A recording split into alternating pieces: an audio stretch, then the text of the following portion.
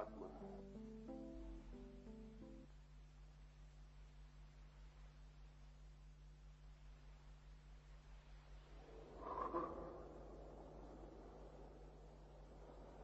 कल संध्या की चर्चा में कुछ बातें मैंने कही हैं, उस संबंध में स्पष्टीकरण के लिए कुछ प्रश्न आए। एक मित्र ने पूछा है कि यदि मां के पेट में पुरुष और स्त्री आत्मा के जन्म के लिए अवसर पैदा करते हैं, तो इसका अर्थ ये हुआ कि आत्माएं अलग अलग हैं और सर्वव्यापी आत्मा नहीं है। उन्होंने ये भी कहा है, पूछा है कि मैंने तो बहुत बार कहा है कि एक ही है सत्य, एक ही परमात्मा है, एक ही आत्मा है। फिर ये दोनों बातें तो कंट्राडिक्टरी, विरोधी मालूम पड़ती। ये दोनों बातें विरोधी नहीं हैं। परमात्मा तो एक ही है, आत्मा तो वस्तुतः एक ही है, लेकिन शरीर दो प्रकार के हैं। एक शरीर जिसे हम स्थूल शरीर कहते हैं, जो हमें दिखाई पड़ता है। एक शरीर जो सूक्ष्म शरीर है, जो हमें दिखाई नहीं पड़ता है। एक शरीर की जब मृत्यु होती है तो स्थूल शरीर तो गिर जाता है, लेकिन जो सूक्ष्म शरीर है, वो जो सटल बॉडी है, वो नहीं मरती है। आत्मा दो शरीरों के भीतर वास कर रही है, एक सूक्ष्म शरीर और एक स्थूल शरीर। मृत्यु के समय स्थूल शरीर गिर जाता है। ये जो मिट्टी पानी से बना हुआ शरीर है, ये जो हड्डी मांस मज्जा की देह है, ये गिर जाती है। फिर अत्यंत सूक्ष्म विचारों का, सूक्ष्म संवेदनाओं का, सूक्ष्म वाइब्रेशंस का शरीर शेष रह जाता है, सूक्ष्म तंतुओं का। वो तंतुओं से घिरा हुआ शरीर आत्मा के साथ फिर यात्रा शुरू करता है और नया जन्म फिर नए स्थूल शरीर में प्रवेश करता है। जब एक मां के पेट में नई आत्मा का प्रवेश होता है तो उसका अर्थ है सूक्ष्म शरीर का प्रवेश। मृत्यु के समय सिर्फ स्थूल शरीर गिरता है, सूक्ष्म शरीर नहीं। लेकिन परम मृत्यु के समय, जिसे हम मोक्ष कहते हैं, उस परम मृत्यु के समय स्थूल शरीर के साथ ही सूक्ष्म शरीर भी गिर जाता है।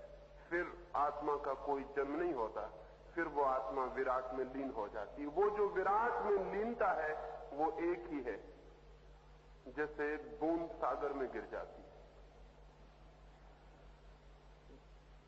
तीन बातें समझ लेनी जरूरी हैं। आत्मा का तत्व एक है। उस आत्मा के तत्व के संबंध में आकर दो तरह के शरीर सक्रिय होते हैं, एक सूक्ष्म शरीर और एक स्थूल शरीर। स्थूल शरीर से हम परिचित हैं, सूक्ष्म शरीर से योगी परिचित होता है। और योग के भी जो ऊपर उठ जाते हैं वे उससे परिचित होते हैं जो आत्मा है। सामान्य आंखें देख पाती हैं इस शरीर को, योग दृष्टि, ध्यान देख पाता है सूक्ष्म शरीर को, लेकिन ध्यानातीत, बियॉन्ड योग, सूक्ष्म के भी पार, उसके भी आगे जो शेष रह जाता है, उसे तो समाधि में अनुभव होता है। ध्यान से भी जब व्यक्ति ऊपर उठ जाता है तो समाधि फलित होती है, और उस समाधि में जो अनुभव होता है वो परमात्मा का अनुभव है। साधारण मनुष्य का अनुभव शरीर का अनुभव है, साधारण योगी का अनुभव सूक्ष्म शरीर का अनुभव है, परम योगी का अनुभव परमात्मा का अनुभव है। परमात्मा एक है, सूक्ष्म शरीर अनंत है, स्थूल शरीर अनंत है। वो जो सूक्ष्म शरीर है वो है कॉजल बॉडी।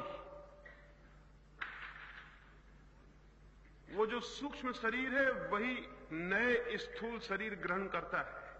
हम यहां देख रहे हैं कि बहुत से बल्ब जले हुए हैं। विद्युत तो एक है, विद्युत बहुत नहीं है, वो ऊर्जा, वो शक्ति, वो एनर्जी एक है, लेकिन दो अलग बल्बों से वो प्रकट हो रही है। बल्ब का शरीर अलग अलग है, उसकी आत्मा एक है। हमारे भीतर से जो चेतना झांक रही है वो चेतना एक है, लेकिन उस चेतना के झांकने में दो उपकरणों का, दो व्हीकल्स का प्रयोग किया गया है। एक सूक्ष्म उपकरण है सूक्ष्म देह, दूसरा उपकरण है स्थूल देह। हमारा अनुभव स्थूल देह तक ही रुक जाता है। ये जो स्थूल देह तक रुक गया अनुभव है, यही मनुष्य के जीवन का सारा अंधकार और दुख है।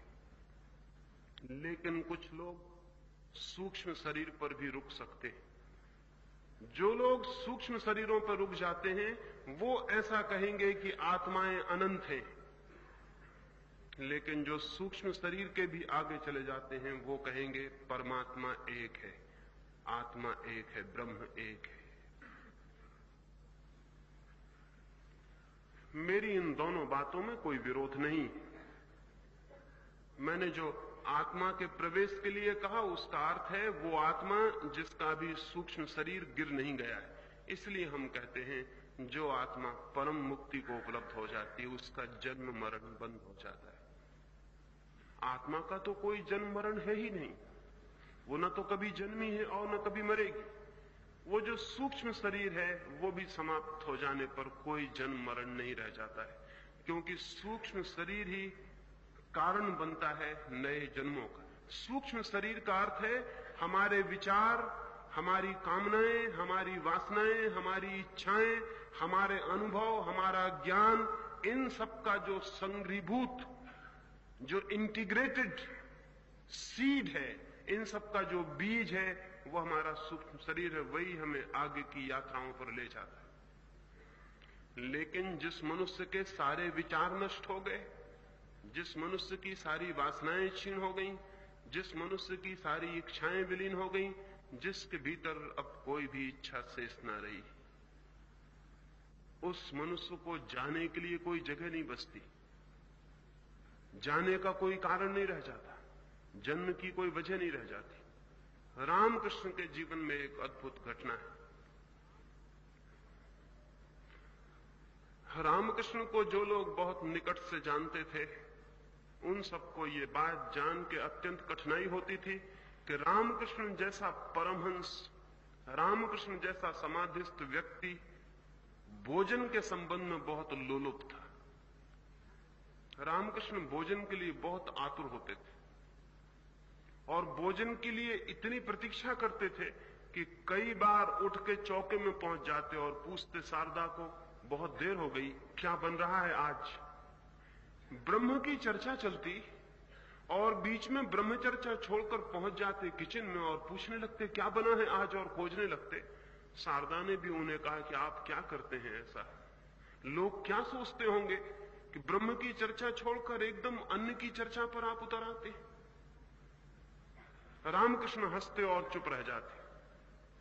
उनके शिष्यों ने भी उन्हें बहुत बार कहा कि इससे बड़ी बदनामी होती। लोग कहते हैं कि ऐसा व्यक्ति क्या ज्ञान को उपलब्ध हुआ होगा जिसकी अभी रसना, जिसकी अभी जीभ इतनी लालायत होती है भोजन के लिए। एक दिन शारदा ने बहुत कुछ भला बुरा कहा रामकृष्ण की पत्नी ने, तो रामकृष्ण ने कहा कि तुझे पागल पता नहीं, जिस दिन मैं भोजन के प्रति अरुचि प्रकट करूं तू समझ लेना कि अब मेरे जीवन की यात्रा केवल 3 दिन और शेष रह गई, बस 3 दिन से ज्यादा फिर मैं जीऊंगा नहीं। जिस दिन भोजन के प्रति मेरी उपेक्षा हो तू समझ लेना कि 3 दिन बाद मेरी मौत आ गई। शारदा कहने लगी इसका अर्थ? रामकृष्ण कहने लगे मेरी सारी वासनाएं क्षीण हो गई, मेरी सारी इच्छाएं विलीन हो गई, मेरे सारे विचार नष्ट हो गए हैं, लेकिन जगत के हित के लिए मैं रुका रहना चाहता हूं। मैं एक वासना को जबरदस्ती पकड़े हुए हूं, जैसे किसी नाव की सारी जंजीरें खुल गई हों और एक जंजीर से नाव अटकी रह गई हो, और एक जंजीर और टूट जाए तो नाव अपनी अनंत यात्रा पर निकल जाएगी। मैं चेष्टा करके रुका हुआ हूं। नहीं किसी की समझ में शायद उस दिन ये बात आई, लेकिन रामकृष्ण की मृत्यु के 3 दिन पहले शारदा थाली लगाकर रामकृष्ण के कमरे में गई। वे बैठे हुए देख रहे थे। उन्होंने थाली देख के आंख बंद कर ली, लेट गए और पीठ कर ली शारदा की तरफ। उसे एकदम से ख्याल आया कि उन्होंने कहा था कि 3 दिन बाद मौत हो जाएगी, जिस दिन भोजन के प्रति अरुचि करूं। उसके हाथ से थाली झन्ना के नीचे गिर पड़ी। वो छाती पीट कर रोने लगी। रामकृष्ण ने कहा, रो मत, तुम जो कहती थी वो बात भी अब पूरी हो गई। ठीक 3 दिन बाद रामकृष्ण की मृत्यु हो गई। एक छोटी सी वासना को प्रयास करके वे रोके हुए थे। उतनी छोटी सी वासना जीवन यात्रा का आधार बनी थी। वो वासना भी चली गई तो जीवन यात्रा का सारा आधार समाप्त हो गया। जिन्हें हम तीर्थंकर कहते हैं, जिन्हें हम बुद्ध कहते हैं, जिन्हें हम ईश्वर के पुत्र कहते हैं, जिन्हें हम अवतार कहते हैं, उनकी भी एक ही वासना शेष रह गई होती है, और उस वासना को वे शेष रखना चाहते हैं करुणा के हित, सर्वमंगल के हित, सर्वलोक के हित। जिस दिन वो वासना भी क्षीण हो जाती है, उसी दिन जीवन की ये यात्रा समाप्त और अनंत की अंतहीन यात्रा शुरू हो जाती है। उसके बाद जन्म नहीं है, उसके बाद मरण नहीं है, उसके बाद न एक है न अनेक है। उसके पास तो जो शेष रह जाता है उसे संख्या में गिनने का कोई उपाय नहीं।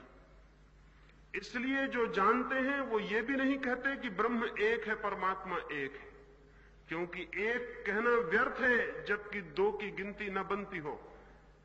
एक कहने का कोई अर्थ नहीं जबकि 2 और 3 न कहे जा सकते हो।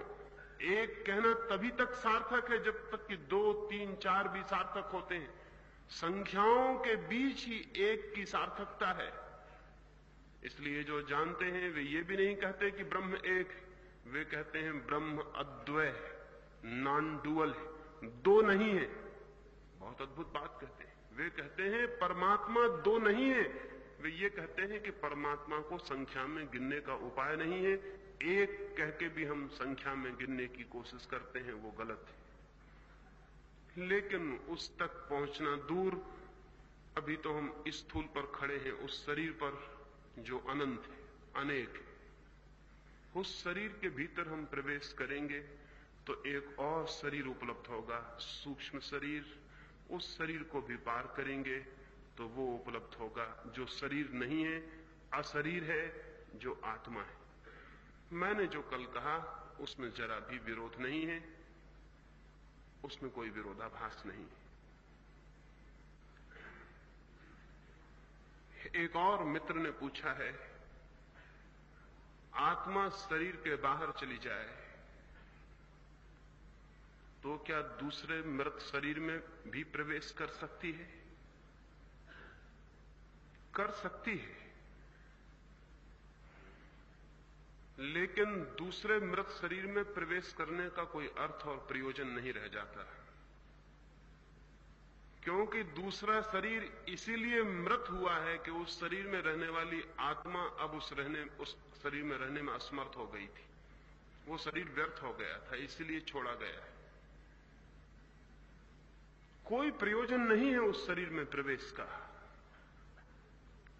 लेकिन इस बात की संभावना है कि दूसरे शरीर में प्रवेश किया जा सके। लेकिन यह प्रश्न पूछना मूल्यवान नहीं है कि हम दूसरे के शरीर में कैसे प्रवेश करें। अपने ही शरीर में हम कैसे बैठे हुए हैं इसका भी हमें कोई पता नहीं। हम दूसरे के शरीर में प्रवेश करने की व्यर्थ की बातों पर विचार करने से क्या फायदा उठा सकते हैं। हम अपने ही शरीर में कैसे प्रविष्ट हो गए हैं इसका भी हमें कोई पता नहीं। हम अपने ही शरीर में कैसे जी रहे हैं इसका भी कोई पता नहीं। हम अपने ही शरीर से पृथक होकर अपने को देख सकें इसका भी कोई अनुभव नहीं, दूसरे के शरीर में प्रवेश का प्रयोजन भी नहीं। लेकिन वैज्ञानिक रूप से यह कहा जा सकता है कि दूसरे के शरीर में प्रवेश संभव है, क्योंकि शरीर न दूसरे का है न अपना है, सब शरीर दूसरे हैं। जब मां के पेट में एक आत्मा प्रविष्ट होती है तब भी वो शरीर में प्रवेश हो रही है। बहुत छोटे शरीर में प्रवेश हो रही है, एटॉमिक बॉडी में प्रवेश हो रही है, लेकिन शरीर तो है। वो जो पहले दिन अणु बनता है मां के पेट में, वो अणु आपके पूरे शरीर की रूपाकृति अपने में छिपाए हुए है। 50 साल बाद आपके बाल सफेद हो जाएंगे, ये संभावना भी उस छोटे से बीज में छिपी हुई। आपकी आंख का रंग कैसा होगा, ये संभावना भी उस बीज में छिपी हुई है। आपके हाथ कितने लंबे होंगे, आप स्वस्थ होंगे कि बीमार, आप गोरे होंगे कि काले, कि बाल घुंघराले होंगे, ये सारी बातें उस छोटे से बीज में पोटेंशियली छिपी हुई हैं। वो छोटी देह है, एटॉमिक बॉडी है, अणु शरीर है। उस अणु शरीर में आत्मा प्रविष्ट होती है। उस अणु शरीर की जो संरचना है, उस अणु शरीर की जो स्थिति है, जो सिचुएशन है, उसके अनुकूल आत्मा उसमें प्रविष्ट होती है। और दुनिया में जो मनुष्य जाति का जीवन और चेतना रोज नीचे गिरती जा रही है, उसका एकमात्र कारण है कि दुनिया के दंपति श्रेष्ठ आत्माओं के जन्म लेने की सुविधा पैदा नहीं कर रहे। जो सुविधा पैदा की जा रही है वह अत्यंत निकृष्ट आत्माओं के पैदा होने की सुविधा है। आदमी के मर जाने के बाद जरूरी नहीं है कि उस आत्मा को जल्दी ही जन्म लेने का अवसर मिल जाए। साधारण आत्माएं जो न बहुत श्रेष्ठ होती हैं न बहुत निकृष्ट होती हैं, 13 दिन के भीतर नए शरीर की खोज कर लेती हैं। लेकिन बहुत निकृष्ट आत्माएं भी रुक जाती हैं, क्योंकि उतना निकृष्ट अवसर मिलना मुश्किल होता है। उन निकृष्ट आत्माओं को ही हम प्रेत और भूत कहते हैं। बहुत श्रेष्ठ आत्माएं भी रुक जाती हैं, क्योंकि उतने श्रेष्ठ अवसर का उपलब्ध होना मुश्किल होता है। उन श्रेष्ठ आत्माओं को ही हम देवता कहते हैं। पहली पुरानी दुनिया में भूत प्रेतों की संख्या बहुत ज्यादा थी और देवताओं की संख्या बहुत कम। आज की दुनिया में भूत प्रेतों की संख्या बहुत कम हो गई है और देवताओं की संख्या बहुत, क्योंकि देवता पुरुषों को पैदा होने का अवसर कम हो गया, भूत प्रेतों को पैदा होने का अवसर बहुत तीव्रता से उपलब्ध हुआ। तो जो भूत प्रेत रुके रह जाते थे मनुष्य के भीतर प्रवेश करने से, वे सारे के सारे मनुष्य जाति में प्रविष्ट हो गए। इसीलिए आज भूत प्रेत का दर्शन मुश्किल हो गया, क्योंकि उसके दर्शन की कोई जरूरत नहीं। आप आदमी को ही देख लें और उसका दर्शन हो जाए।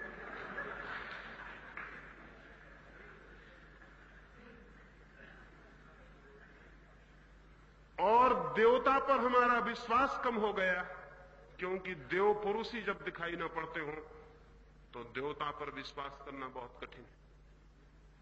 एक जमाना था कि देवता उतनी ही वास्तविकता थी, उतनी ही एक्चुअलिटी थी, जितना कि हमारी और जीवन के दूसरे सत्य हैं। अगर हम वेद के ऋषियों को पढ़ें तो ऐसा नहीं मालूम पड़ता कि वे देवताओं के संबंध में जो बात कह रहे हैं वो किसी कल्पना के देवता के संबंध में बात कह रहे हो। नहीं, वे ऐसे देवता की बात कर रहे हैं जो उनके साथ गीत गाता है, हंसता है, बात करता है। वे ऐसे देवता की बात कर रहे हैं जो जैसे पृथ्वी पर चलता है, उनके अत्यंत निकट है।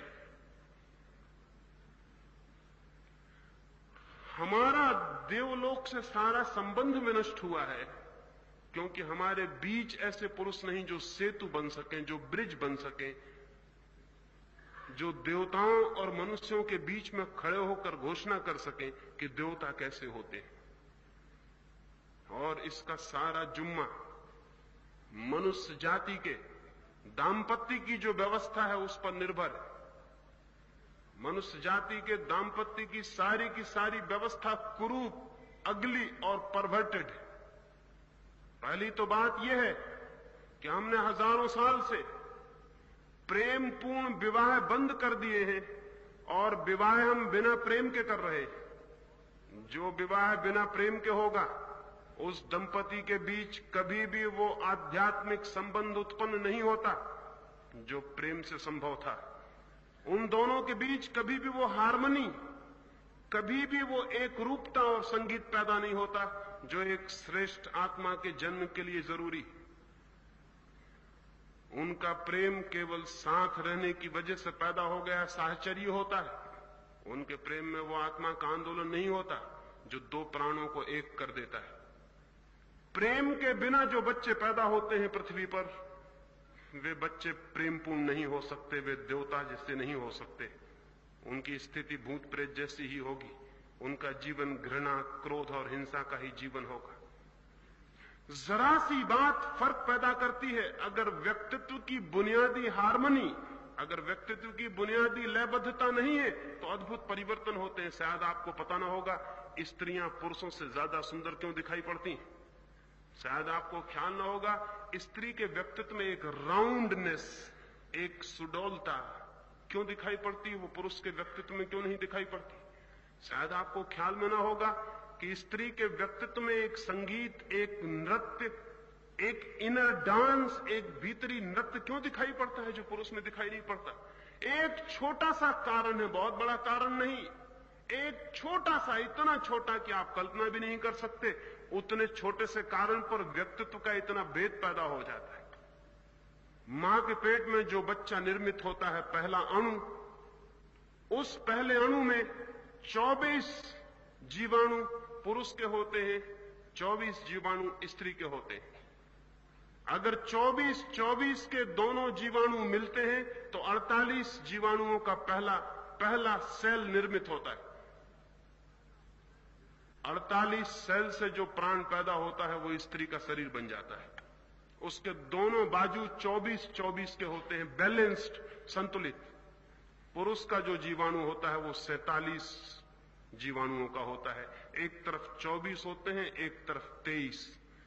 बस ये बैलेंस टूट गया, वहीं से व्यक्तित्व का संतुलन टूट गया, हार्मनी टूट गई। स्त्री के दोनों पलवे व्यक्तित्व के बराबर संतुलन के हैं।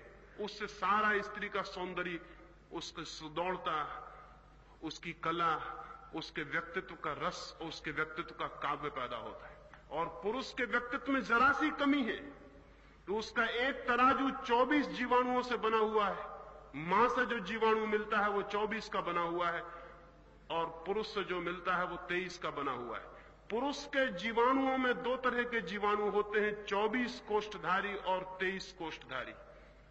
23 कोष्ठधारी जीवाणु अगर मां के 24 कोष्ठधारी जीवाणु से मिलता है तो पुरुष का जन्म होता है। इसलिए पुरुष में एक बेचैनी जीवन भर बनी रहती है, एक इंटेंस डिसकंटेंट बना रहता है। क्या करूं, क्या ना करूं, एक चिंता, एक बेचैनी, ये कर लूं, वो कर लूं। पुरुष की जो बेचैनी है एक छोटी सी घटना से शुरू होती है और वो घटना है कि उसके एक पलवे पर एक अणु कम है, उसका बैलेंस व्यक्तित्व का कम। स्त्री का बैलेंस पूरा है, स्त्री की हार्मनी पूरी है, उसकी लयबद्धता पूरी। इतनी सी घटना इतना फर्क लाती है। हालांकि इससे स्त्री सुंदर तो हो सकी लेकिन स्त्री विकासमान नहीं हो सकी, क्योंकि जिस व्यक्तित्व में समता है वो विकास नहीं करता, वो ठहर जाता है। पुरुष का व्यक्तित्व विषम है, विषम होने के कारण वो दौड़ता है, विकास करता है, एवरेस्ट पे चढ़ता है, पहाड़ पार करता है, चांद पर जाएगा, तारों पर जाएगा, खोजबीन करेगा, सोचेगा, विचारेगा, ग्रंथ लिखेगा, धर्म निर्माण करेगा। स्त्री ये कुछ भी नहीं करेगी। न वो एवरेस्ट पे जाएगी, न वो चांद तारों पे जाएगी, न वो धर्मों की खोज करेगी, न ग्रंथ लिखेगी, न विज्ञान की शोध करेगी, वो कुछ भी नहीं करेगी। उसके व्यक्तित्व में एक संतुलन है, वो संतुलन उसे पार होने के लिए तीव्रता से नहीं भरता। पुरुष ने सारी सभ्यता विकसित की, एक छोटी सी बात के कारण से उसमें एक अणु कम है, और स्त्री सारी सभ्यता विकसित नहीं की स्त्री ने, उसमें एक अणु पूरा है। इतनी छोटी सी घटना इतने व्यक्तित्व का भेद ला सकती है। मैं इसलिए ये कह रहा हूं कि ये तो बायोलॉजिकली, ये तो जीवशास्त्र कहेगा कि इतना सा फर्क इतने भिन्न व्यक्तित्वों को जन्म दे देता है, और गहरे फर्क हैं और इनर डिफरेंस है। दो पुरुष और स्त्री के मिलने पर जिस बच्चे का जन्म होता है, वो उन दोनों व्यक्तियों में कितना गहरा प्रेम है, कितनी आध्यात्मिकता है, कितनी पवित्रता है, कितने प्रेयरफुल, कितने प्रार्थनापूर्ण हृदय से वे एक दूसरे के पास आए हैं। इस पर निर्भर करेगा कि कितनी ऊंची आत्मा उनकी तरफ आकर्षित होती है, कितनी विराट आत्मा उनकी तरफ आकर्षित होती है, कितना महान दिव्य चेतना उस घर को अपना अवसर बनाती है। ये इस पर निर्भर करेगा। मनुष्य जाति क्षीण और दीन और दरिद्र और दुखी होती चली जा रही है। उसके बहुत गहरे में कारण मनुष्य के दाम्पत्य का विकृत होना है। और जब तक हम मनुष्य के दाम्पत्य जीवन को सुकृत नहीं कर लेते, सुसंस्कृत नहीं कर लेते, जब तक हम उसे स्पिरिचुअलाइज नहीं कर लेते, तब तक हम मनुष्य के भविष्य को सुधार नहीं सकते। और इस दुर्भाग्य में उन लोगों का भी हाथ है जिन लोगों ने गृहस्थ जीवन की निंदा की है और सन्यासी जीवन का बहुत ज्यादा शोरगुल मचाया, उनका हाथ है। क्योंकि एक बार जब गृहस्थ जीवन कंडेम्ड हो गया, निंदित हो गया, तो उस तरफ हमने विचार करना छोड़ दिया। नहीं, मैं आपसे कहना चाहता हूं, सन्यास के रास्ते से बहुत थोड़े से लोग ही परमात्मा तक पहुंच सकते हैं। बहुत थोड़े से लोग, कुछ विशिष्ट तरह के लोग, कुछ अत्यंत भिन्न तरह के लोग सन्यास के रास्ते से परमात्मा तक पहुंचते हैं। अधिकतम लोग गृहस्थ के रास्ते से और दाम्पत्य के रास्ते से ही परमात्मा तक पहुंचते हैं। और आश्चर्य की बात है ये कि गृहस्थ के मार्ग से पहुंच जाना अत्यंत सरल और सुलभ है, लेकिन उस तरफ कोई ध्यान नहीं दिया गया। आज तक का सारा धर्म सन्यासियों के अति प्रभाव से पीड़ित है। आज तक का पूरा धर्म गृहस्थ के लिए विकसित नहीं हो सका। और अगर गृहस्थ के लिए धर्म विकसित होता तो हमने जन्म के पहले क्षण से विचार किया होता कि कैसी आत्मा को आमंत्रित करना है, कैसी आत्मा को पुकारना है, कैसी आत्मा को प्रवेश देना है जीवन में। अगर धर्म की ठीक ठीक शिक्षा हो सके और एक एक व्यक्ति को अगर धर्म की दिशा में ठीक विचार, कल्पना और भावना दी जा सके, तो 20 वर्षों में आने वाली मनुष्य की पीढ़ी को बिल्कुल नया बनाया जा सकता है। वो आदमी पापी है जो आदमी आने वाली आत्मा के लिए प्रेमपूर्ण निमंत्रण भेजे बिना भोग में उतरता है। वो आदमी अपराधी है, उसके बच्चे नाजायज हैं, चाहे उसने बच्चे विवाह के द्वारा पैदा किए हों। जिन बच्चों के लिए उसने अत्यंत प्रार्थना और पूजा से और परमात्मा को स्मरण करके नहीं बुलाया, वो आदमी अपराधी है। सारी संततियों के सामने वो अपराधी रहेगा। कौन हमारे भीतर प्रविष्ट होता है, इस पर निर्भर करता है सारा भविष्य। हम शिक्षा की फिक्र करते हैं, हम वस्त्रों की फिक्र करते हैं, हम बच्चों के स्वास्थ्य की फिक्र करते हैं, लेकिन बच्चों की आत्मा की फिक्र हम बिल्कुल ही छोड़ दिए। इससे कभी भी कोई अच्छी मनुष्य जाति पैदा नहीं हो सकती। इसलिए ये बहुत फिक्र मत करें कि दूसरे के शरीर में कैसे प्रवेश करें। इस बात की फिक्र करें कि आप इस शरीर में ही कैसे प्रवेश कर गए। इस संबंध में भी एक मित्र ने पूछा है कि क्या हम अपने अतीत जन्मों को जान सकते हैं? निश्चित ही जान सकते हैं, लेकिन अभी तो आप इस जन्म को भी नहीं जानते। अतीत के जन्मों को जानना तो फिर बहुत कठिन है। निश्चित ही मनुष्य जान सकता है अपने पिछले जन्मों को, क्योंकि जो भी एक बार चित्त पर स्मृति बन गई है वो नष्ट नहीं होती। वो हमारे चित्त के गहरे तलों में, अनकॉन्शियस हिस्सों में सदा मौजूद रहती। हम जो भी जानते हैं उसे कभी नहीं भूलते हैं। अगर मैं आपसे पूछूं कि 1950 में 1 जनवरी को आपने क्या किया था, तो शायद आप कुछ भी नहीं बता सकेंगे। आप कहेंगे कि मुझे क्या याद है, मुझे कुछ भी याद नहीं। 1 जनवरी 1950 कुछ भी ख्याल नहीं आता कि मैंने कुछ किया। लेकिन अगर आपको सम्मोहित किया जा सके, हिप्नोटाइज किया जा सके और सरलता से किया जा सकता है, और आपको बेहोश करके पूछा जाए कि 1 जनवरी 1950 में आपने क्या किया, तो आप सुबह से सांझ तक का ब्यौरा इस तरह बता देंगे जैसे अभी वो 1 जनवरी आपके सामने से गुजर रही हो। आप ये भी बता देंगे कि 1 जनवरी को सुबह जो मैंने चाय पी थी उसमें शक्कर थोड़ी कम थी। आप ये भी बता देंगे कि जिस आदमी ने मुझे चाय दी थी उस आदमी के शरीर से पसीने की बदबू आ रही थी। आप इतनी छोटी बातें बता देंगे कि जो जूता मैं पहने हुए था वो मेरे पैर में काट रहा था। सम्मोहित अवस्था में आपके भीतर की स्मृति को बाहर लाया जा सकता है। मैंने उस दिशा में बहुत से प्रयोग किए, इसलिए आपसे कहता हूं, और जिस मित्र को भी इच्छा हो अपने पिछले जन्मों में जाने की, उसे ले जाया जा सकता है, लेकिन पहले उसे इसी जन्म में पीछे लौटना पड़ेगा। इस जन्म की ही स्मृतियों में पीछे लौटना पड़ेगा, वहां तक पीछे लौटना पड़ेगा जहां वो मां के पेट में कंसीव हुआ, गर्भधारण हुआ, और उसके बाद फिर दूसरे जन्म की स्मृतियों में प्रवेश किया जा सकता है। लेकिन ध्यान रहे, प्रकृति ने पिछले जन्मों को भूलने की व्यवस्था अकारण नहीं की है। कारण बहुत महत्वपूर्ण है, और पिछला जन्म तो दूर है। अगर आपको 1 महीने की भी सारी बातें याद रह जाएं तो आप पागल हो जाएंगे। 1 दिन की भी अगर सुबह से सांझ तक की सारी बातें याद रह जाएं तो आप जिंदा नहीं रह सकेंगे। तो प्रकृति की सारी व्यवस्था यह है कि आपका मन कितने तनाव झेल सकता है, उतने ही स्मृति आपके भीतर शेष रहने दी जाती, शेष सब अंधेरे गर्त में डाल दी जाती।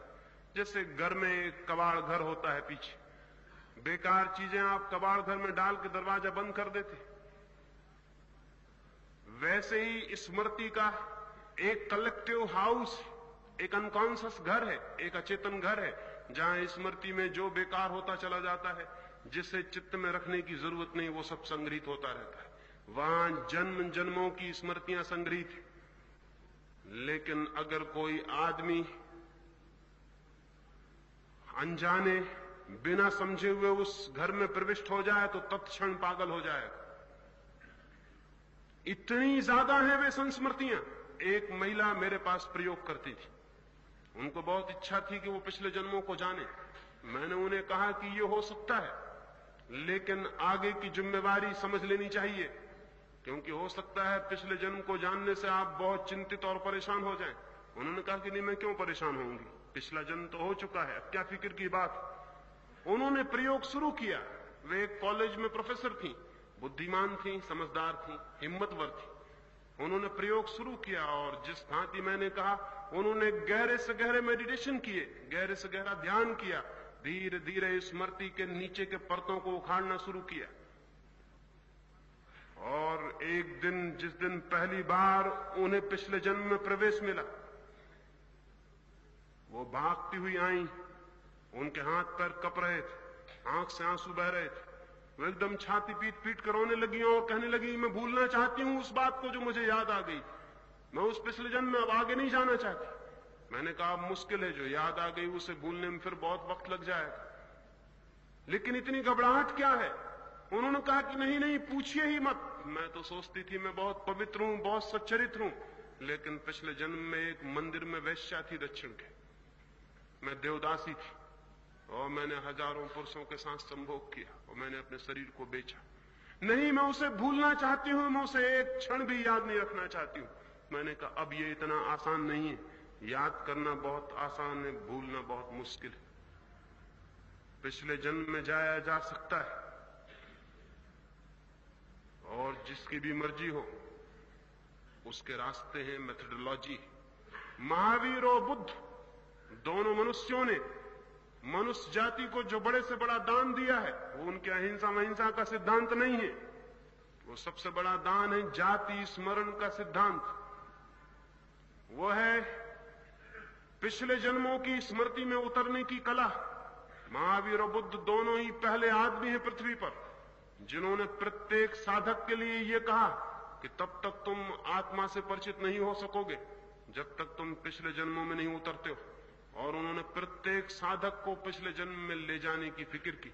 और एक बार कोई आदमी अपने पिछले जन्म की स्मृतियों में जाने का हिम्मत जुटा ले, वो दूसरा आदमी हो जाएगा, क्योंकि उसे पता चलेगा कि जिन बातों को मैं हजारों बार कर चुका हूं उन्हीं को फिर कर रहा हूं। कैसा पागल हूं! कितनी बार मैंने संपत्ति इकट्ठी की है, कितनी बार मैंने करोड़ों के अंबार लगा दिए, कितने बार मैंने महल खड़े कर चुका हूं, कितनी बार इज्जत और शान और पद, और कितनी बार दिल्ली के सिंहासनों की यात्रा कर ली है, कितनी बार, कितनी अनंत बार, और फिर मैं वही कर रहा हूं। और हर बार वो यात्रा असफल हो गई, वो यात्रा इस बार भी असफल हो जाएगी। तत्क्षण उसकी संपत्ति की दौड़ बंद हो जाएगी, तत्क्षण उसके पदों का मोह नष्ट हो जाएगा। वह आदमी जानेगा मैंने हजारों हजारों वर्षों में कितनी स्त्रियां भोगी, स्त्री जानेगी कि मैंने हजारों हजारों वर्षों में कितने पुरुष भोगे, और न किसी पुरुष से तृप्ति मिली और न किसी स्त्री से तृप्ति मिली। और अब भी मैं यही सोच रहा हूं कि इस स्त्री को भोगूं, उस स्त्री को भोगूं, इस पुरुष को भोगूं, उस पुरुष को भोगूं। ये करोड़ बार हो चुका है। एक बार स्मरण आ जाए इसका तो फिर ये दोबारा नहीं हो सकता, क्योंकि इतनी बार जब हम कर चुके हों और कोई फल न पाया हो तो फिर आगे उसे दोहराए जाने का कोई उपाय नहीं, कोई अर्थ नहीं। बुद्ध और महावीर दोनों ने जाति स्मरण के गहरे प्रयोग किए, स्मृति के, अतीत जन्मों की स्मृति के। और जो साधक एक बार उस स्मृति से गुजर गया, वो आदमी दूसरा हो गया, ट्रांसफॉर्म्ड हो गया, बदल गया।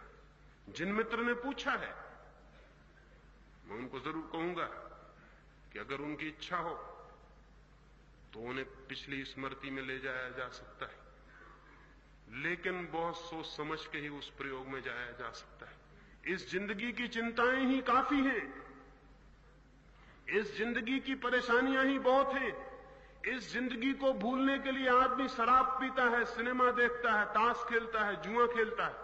इस जिंदगी को भी भूलने के लिए, दिन भर को भूलने के लिए रात शराब पी लेता है। जो आदमी आज के दिन भर को याद नहीं रख सकता, इतना साहस नहीं है कि जिंदगी को फेस कर ले, वह आदमी कैसे पिछले जन्मों को याद करने की हिम्मत जुटा पाएगा? ये जान के आपको हैरानी होगी कि सारे धर्मों ने शराब का विरोध किया है, और ये साधारण बिल्कुल न समझने वाले नेतागण जो दुनिया को समझाते हैं कि शराब का इसलिए विरोध किया है कि उससे चरित्र नष्ट हो जाता है, कि उससे घर की संपत्ति नष्ट हो जाती है, कि आदमी लड़ने झड़ने लगता है, ये सब बेवकूफी की बातें। धर्मों ने शराब का विरोध सिर्फ इसलिए किया है कि जो आदमी शराब पीता है वो अपने को भुलाने का उपाय कर रहा है, और जो आदमी अपने को भुलाने का उपाय कर रहा है वो अपनी आत्मा से कभी भी परिचित नहीं हो सकता, क्योंकि आत्मा से परिचित होने के लिए तो अपने को जानने का उपाय करना है। इसलिए शराब और समाधि दो विरोधी चीजें बन गई, उनका इससे कोई मतलब नहीं है, क्योंकि सच तो यह है, और ये बात बहुत समझ लेनी जैसी है। आमतौर से लोग समझते हैं कि शराबी आदमी बुरा होता है। मैं शराबियों को भी जानता हूं और उनको भी जो शराब नहीं पीते। मैंने आज तक हजारों अनुभव में यह पाया है कि शराब पीने वाला न पीने वाले से कई अर्थों में अच्छा होता है। मैंने शराब पीने वाले में जितनी दया देखी और करुणा, उतनी मैंने गैर शराब पीने वाले में नहीं देखी। मैंने शराब पीने वाले में जितनी विनम्रता देखी, जितनी ह्यूमिलिटी, उतने मैंने शराब नहीं पीने वाले में नहीं देखी। जितनी अकड़ मैंने देखी नहीं शराब पीने वाले में, उतनी अकड़ शराब पीने वाले में दिखाई नहीं पड़ी। लेकिन इन सारी बातों से नहीं किया है विरोध धर्म ने। और ये जो साधारण नेतागण समझाते फिरते हैं कि इसलिए विरोध किया है, इसलिए विरोध नहीं किया। विरोध किया है इसलिए कि जो आदमी अपने को भूलने का उपाय करता है, वो आदमी अपने साहस को छोड़ रहा है याद करने के, रिमेंबरिंग के, स्मृति के। और जो आदमी इसी जन्म को भूलने की फिक्र में लगा है, वो पिछले जन्मों को याद कैसे कर सकेगा? और जो पिछले जन्मों को याद नहीं कर सकता, वो इस जन्म को बदलेगा कैसे? फिर एक अंधा रिपीटिशन चलता रहेगा। जो हमने बार बार किया है वही हम बार बार करते चले जाएंगे। अंतहीन है ये प्रक्रिया। और जब तक हमें स्मरण नहीं होगा, हम बार बार जन्मेंगे और उन्हीं बेवकूफियों को बार बार करेंगे जिन्हें हमने बार बार किया, और इसका कोई अंत नहीं। इस बोर्डम का, इस श्रृंखला का कोई अंत नहीं है, क्योंकि बार बार हम फिर मर जाएंगे, फिर भूल जाएंगे, फिर वही शुरू हो जाएगा। एक सर्कल की तरह, कोल्हू के बैल की तरह हम घूमते रहेंगे। जिन लोगों ने इस जीवन को संसार कहा, संसार का आप मतलब समझते हैं? संसार का मतलब व्हील, एक घूमता हुआ चक्का, जिसमें स्पोक जो हैं, आरे जो हैं, वो फिर ऊपर चले जाते हैं, फिर नीचे आ जाते हैं, फिर ऊपर चले जाते हैं, फिर नीचे आ जाते हैं। वो जो हिंदुस्तान के राष्ट्रीय ध्वज पर व्हील बना हुआ है, वो पता नहीं हिंदुस्तान के सोचने समझने वालों ने किस वजह से वहां रख दिया। शायद उनको पता नहीं है, उन्हें मालूम क्या सोचते होंगे। अशोक ने उस चक्र को इसीलिए खुदवाया था अपने स्तूपों पर, ताकि आदमी को पता रहे कि जिंदगी एक घूमता हुआ चक्का है, कोल्हू का बैल, उसमें हर चीज फिर घूम के वहीं आ जाती, फिर घूमनी शुरू हो जाती। वो जो व्हील है संसार का प्रतीक है, वो व्हील किसी विजय यात्रा का प्रतीक नहीं है, वो जिंदगी के रोज रोज हार जाने का प्रतीक है। वो इस बात का प्रतीक है कि जिंदगी जो है वो एक रिपीटेटिव बोर्डम, वो बार बार दोहर जाने वाला चक्का है, लेकिन हर बार हम भूल जाते हैं, इसलिए दोबारा फिर बड़े रसलीन होकर दोहराने लगते हैं। एक युवक एक युवती की तरफ बढ़ रहा हो प्रेम करने को, उसे पता नहीं कि वो कितनी बार बढ़ चुका है, कितनी युवतियों के पीछे दौड़ चुका है, लेकिन अब वो फिर बढ़ रहा है और सोचता है कि जिंदगी में पहली दफा ये घटना घट रही है, ये अद्भुत घटना, ये अद्भुत घटना बहुत दफे घट चुकी है, और अगर उसे पता चल जाए तो उसकी हालत वैसी हो जाएगी जैसे कोई आदमी एक ही फिल्म को 10-25 दफे देख के हो जाती। अगर आप आज फिल्म देखने गए हैं तो बात और है, कल भी आपको ले जाया जाए तो आप बर्दाश्त कर लेंगे, तीसरे दिन आप कहने लगेंगे क्षमा करिए अब मैं नहीं जाना चाहता हूं, लेकिन आपको मजबूर किया जाए कि पुलिस वाले पीछे लगे हैं, ये आपको ले ही जाएंगे, और 15 दिन वही फिल्म, तो 16वें दिन आप गर्दन दबा के मरने की कोशिश करेंगे कि अब इस फिल्म को मैं नहीं देखना चाहता हूं, यह हद हो गई, 15 दिन देख चुका हूं, अब कब तक देखता रहूं, लेकिन वो पुलिस वाले पीछे लगे हैं कि नहीं ये तो देखनी ही पड़ेगी। लेकिन अगर रोज फिल्म देखने के बाद अफीम खिला दी जाए और भूल जाएं आप कि मैंने फिल्म देखी थी, दूसरे दिन फिर आप टिकट लेके उसी फिल्म में मौजूद हो सकते और बड़े मजे से देख सकते। आदमी हर बार जब शरीर को बदलता है तब उस शरीर में संजोई गई स्मृतियों का द्वार क्लोज हो जाता है, बंद हो जाता है, फिर नया खेल शुरू हो जाता है, फिर वही खेल, फिर वही बात, फिर सब वही जो बहुत बार हो चुका है। जाति स्मरण से ये स्मरण आता है कि ये तो बहुत बार हो चुका, ये कहानी तो बहुत बार देख चुके, ये गीत तो बहुत बार गाए जा चुके, ये तो बर्दाश्त के बाहर हो गई है बात। जाति स्मरण से पैदा होती है विरक्ति, जाति स्मरण से पैदा होता है वैराग्य, और किसी तरह वैराग्य उत्पन्न नहीं होता। वैराग्य उत्पन्न होता है जाति स्मरण से, रिमेंबरिंग ऑफ द पास्ट, वो जो बीत गए जन्म है उनकी स्मृति से। और इसीलिए दुनिया में वैराग्य कम हो गया है, क्योंकि पिछले जन्मों का कोई स्मरण नहीं, कोई उपाय नहीं। जिन मित्र ने कहा है उनको मैं कहूंगा कि मेरी तैयारी पूरी है, मैं जो भी कह रहा हूं उसे सिर्फ इसलिए नहीं कह रहा हूं कि मेरे लिए वो कोई सिद्धांत, मैं जो भी कह रहा हूं एक एक शब्द पर जिद्द के साथ प्रयोग करने की मेरी तैयारी है। और कोई भी आदमी की तैयारी हो तो मुझे बहुत खुशी होगी। कल मैंने निमंत्रण दिया था कि जो लोग संकल्प करने की हिम्मत रखते हैं, 2-4 मित्रों के पत्र आए और मुझे बड़ी खुशी हुई।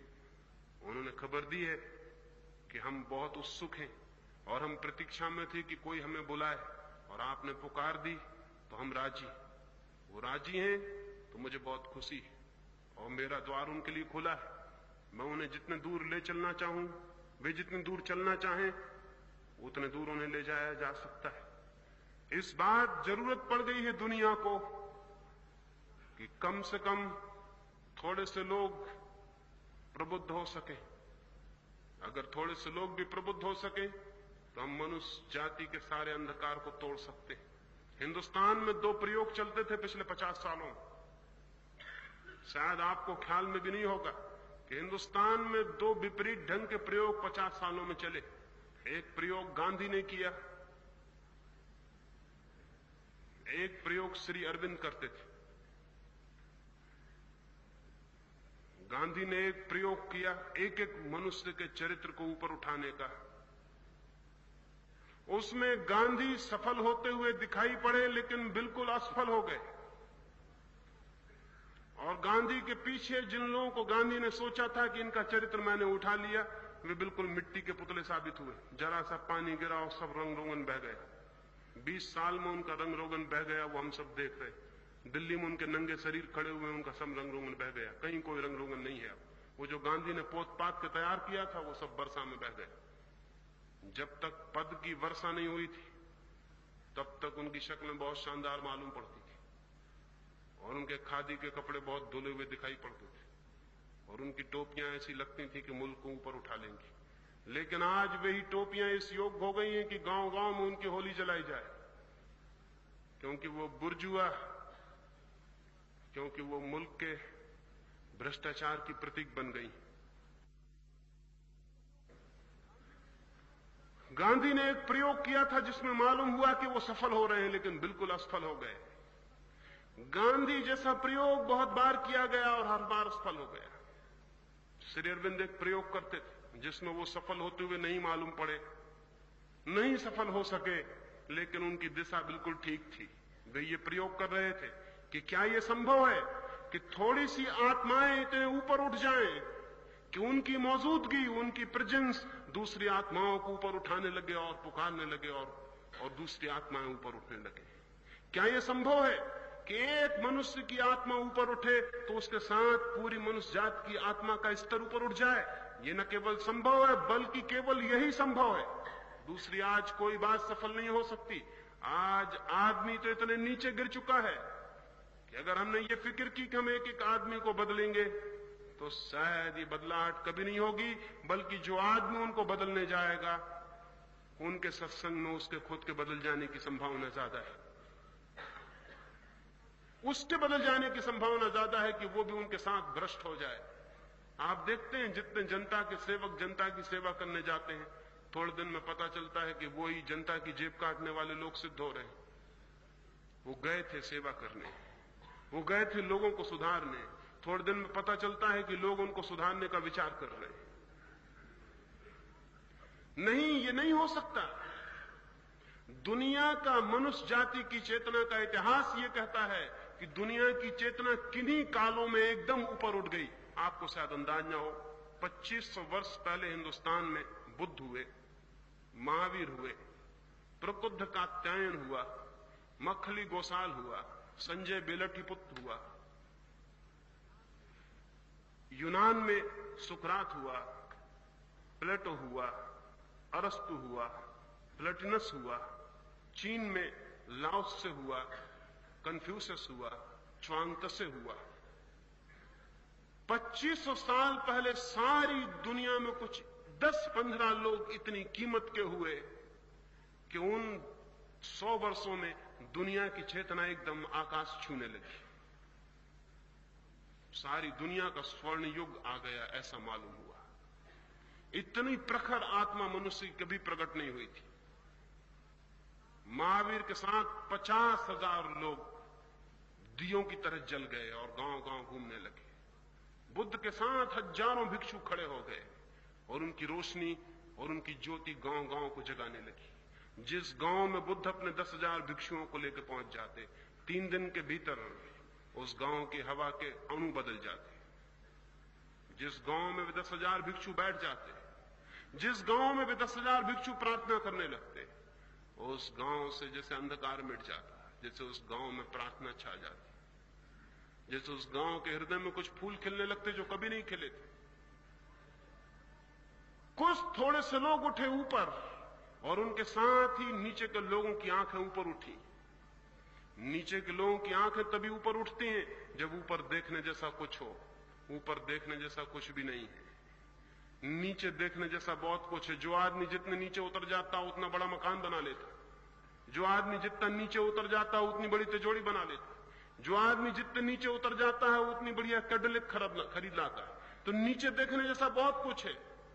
दिल्ली बिल्कुल गड्ढे में बस गई है, बिल्कुल नीचे। वहां नीचे देखो, पाताल में तो दिल्ली है। तो जिसको भी दिल्ली में पहुंचना हो उसको पाताल में उतरना चाहिए, नीचे नीचे नीचे उतरते जाना चाहिए। ऊपर देखने जैसा कुछ भी नहीं है, किसकी तरफ देखो, कौन है ऊपर? और इससे बड़ा दुर्भाग्य क्या हो सकता है कि ऊपर देखने जैसी आत्माएं नहीं है, जिनकी तरफ देखकर प्राणों में आकर्षण उठता है, जिनकी तरफ देखकर प्राणों में पुकार उठती, जिनकी तरफ देखकर प्राण धिक्कारने लगते हैं अपने को कि ये दिया तो मैं भी हो सकता था, ये फूल तो मेरे भीतर भी खिल सकते थे, ये गीत तो मैं भी गा सकता था, ये बुद्ध और ये महावीर और ये कृष्ण और क्राइस्ट तो मैं भी हो सकता था। एक बार ये ख्याल आ जाए कि मैं भी हो सकता था ये, लेकिन कोई हो तो जिससे देख के ये ख्याल आ जाए, तो प्राण ऊपर की यात्रा शुरू कर देते हैं। और स्मरण रहे कि प्राण हमेशा यात्रा करते हैं, अगर ऊपर की नहीं करते तो नीचे की करते हैं। प्राण रुकते कभी नहीं है, या तो ऊपर जाएंगे या नीचे। रुकाव जैसी कोई चीज नहीं है, ठहराव जैसी कोई चीज नहीं है, स्टेशन जैसी कोई जगह नहीं है चेतना के जगत में कि जहां आप रुक जाएं और विश्राम कर लें, या ऊपर या नीचे। जीवन प्रतिक्षण गतिमान है, ऊपर की तरफ चेतनाएं खड़ी करनी। मैं एक सारी दुनिया में एक आंदोलन चाहता हूं, बहुत ज्यादा लोगों का नहीं, थोड़े से हिम्मतवर लोगों का जो प्रयोग करने को राजी हों। अगर 100 लोग हिंदुस्तान में प्रयोग करने को राजी हों और 100 लोग कष्ट कर लें इस बात को कि हम आत्मा को उन ऊंचाइयों तक ले जाएंगे जहां तक आदमी का जाना संभव है, 20 वर्ष में हिंदुस्तान की पूरी शक्ल बदल सकती। विवेकानंद ने मरते वक्त कहा कि मैं पुकारता रहा 100 लोगों को, 100 लोग आ जाओ, लेकिन वे 100 लोग नहीं आए और मैं हारा हुआ मर रहा हूं। सिर्फ 100 लोग आ जाते तो मैं पूरे देश को बदल देता, लेकिन विवेकानंद पुकारते रहे, 100 लोग नहीं आए। अब मैंने ये तय किया है कि मैं पुकारूंगा नहीं, गांव गांव खोजूंगा, आंख आंख में झांकूंगा कि वो कौन आदमी, जिस आदमी को अगर पुकारने से नहीं आता तो खींच के लाना पड़ेगा। अगर 100 लोगों को भी लाया जा सके तो मैं आपको विश्वास दिलाता हूं कि 100 लोगों की उठती हुई आत्माएं एक एवरेस्ट की तरह, एक गौरी शंकर की तरह खड़ी हो जाएंगी, पूरे मुल्क के प्राण उस यात्रा पर आगे बढ़ सकते हैं। तो जिन मित्रों को मेरी चुनौती ठीक लगती हो और जिनको साहस और बल मालूम पड़ता हो कि जाने की हिम्मत है उस रास्ते पर जो बहुत अनजान है, जो बहुत अपरिचित है, उस रास्ते पर, उस समुद्र में जिसका कोई नक्शा नहीं है हमारे पास, उसमें जाने की जिसकी भी हिम्मत हो, जिसका भी साहस हो, उसे समझ लेना चाहिए कि उसमें इतनी हिम्मत और साहस सिर्फ इसलिए है कि बहुत गहरे में परमात्मा ने उसको पुकारा होगा, नहीं तो इतना साहस और इतनी हिम्मत नहीं हो सकती थी। मिस्र में कहा जाता था कि जब कोई परमात्मा को पुकारता है तो उसे जानना चाहिए कि उसके बहुत पहले परमात्मा ने उसे पुकार लिया होगा, अन्यथा पुकार ही पैदा नहीं होती। तो जिनके भीतर भी पुकार है उनके ऊपर एक बड़ा दायित्व है आज जगत के लिए। आज तो जगत के कोने कोने में जाके कहने की ये बात है कि कुछ थोड़े से लोग बाहर निकल आए और सारे जीवन को समर्पित कर दें ऊंचाइयां अनुभव करने के लिए। जीवन के सारे सत्य, जीवन के आज तक के सारे अनुभव असत्य हुए जा रहे हैं। जीवन के आज तक की जितनी ऊंचाइयां थीं जो छुई गई थी वो सब काल्पनिक हुई जा रही हैं, पुराण कथाएं हुई जा रही हैं। 100-200 वर्ष बाद बच्चे इंकार कर देंगे कि बुद्ध और महावीर और क्राइस्ट जैसे लोग नहीं हुए, ये सब कहानियां हैं। एक आदमी ने तो पश्चिम में एक किताब लिखी और उसने लिखा है कि क्राइस्ट जैसा आदमी कभी नहीं हुआ। ये सिर्फ एक पुराना ड्रामा है जो धीरे धीरे लोग भूल गए कि ड्रामा है और लोग समझ लेंगे कि हिस्ट्री। अभी हम रामलीला खेलते हैं, हम समझते हैं राम कभी हुए और इसलिए हम रामलीला खेलते हैं। 100 वर्ष बाद बच्चे कहेंगे कि रामलीला खेली जाती रही और लोगों को भ्रम पैदा हो गया कि राम कभी हुए। ये रामलीला पहले, राम पीछे। ये रामलीला एक नाटक रहा होगा, बहुत दिनों से चलता रहा, क्योंकि जब हमारे सामने राम और बुद्ध और क्राइस्ट जैसे आदमी दिखाई पड़ने बंद हो जाएंगे तो हम कैसे विश्वास कर लें कि ये लोग कभी हुए। फिर आदमी का मन कभी ये मानने को राजी नहीं होता कि उससे ऊंचे आदमी भी हो सकते। आदमी का मन ये मानने को कभी राजी नहीं होता कि मुझसे ऊंचा भी कोई है। हमेशा उसका मानने का मन ये होता है कि मैं सबसे ऊंचा आदमी हूं। अपने से ऊंचे आदमी को तो बहुत मजबूरी में मानता है, नहीं तो कभी मानता नहीं। हजार कोशिश करता है खोजने की कि कोई भूल मिल जाए, कोई खामी मिल जाए तो बता दूं कि यह आदमी भी नीचा है, तृप्त हो जाऊं कि नहीं ये बात गलत थी। कोई पता चल जाए तो जल्दी से घोषणा कर दूं कि पुरानी मूर्ति खंडित हो गई, वो पुराना मूर्ति मेरे मन में नहीं रही, वो खंडित हो गई, क्योंकि ये आदमी, अरे इस आदमी में ये गलती मिल गई। खोज इसी की चलती थी कि कोई गलती मिल जाए, नहीं मिल जाए तो ईजाद कर लो ताकि तुम निश्चिंत हो जाओ अपनी मूढ़ता में और तुम्हें लगे कि मैं बिल्कुल ठीक हूं। आदमी धीरे धीरे सबको इंकार कर देगा, क्योंकि उनके प्रतीक, उनके चिन्ह कहीं भी दिखाई नहीं पड़ते। पत्थर की मूर्तियां कब तक बताएंगी कि बुद्ध हुए थे और महावीर हुए थे, और कागज पे लिखे गए शब्द कब तक समझाएंगे कि क्राइस्ट हुआ था, और कब तक तुम्हारी गीता बता पाएगी कि कृष्ण थे। नहीं, ज्यादा दिन ये नहीं चलेगा। हमें आदमी चाहिए जीसस जैसे, कृष्ण जैसे, बुद्ध जैसे, महावीर जैसे। अगर हम वैसे आदमी आने वाले 50 वर्षों में पैदा नहीं करते हैं तो मनुष्य जाति एक अत्यंत अंधकारपूर्ण युग में प्रविष्ट होने को है, उसका कोई भविष्य नहीं है। जिन लोगों को भी लगता हो कि जीवन के लिए वे कुछ कर सकते हैं, उनके लिए एक बड़ी चुनौती है। और मैं तो गांव-गांव ये चुनौती देता हुआ घूमूंगा, और जहां भी मुझे कोई आंखें मिल जाएंगी कि लगेगा कि ये दिए बन सकती हैं, इनमें ज्योति जल सकती, तो मैं अपना पूरा श्रम करने को तैयार हूं। मेरी तरफ से पूरी तैयारी है।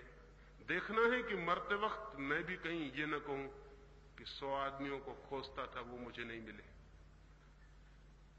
मेरी बातों को इतने प्रेम और शांति से सुना, उसके लिए बहुत अनुग्रहित हूं, और अंत में सबके भीतर बैठे परमात्मा को प्रणाम करता हूं। मेरे प्रणाम स्वीकार करें।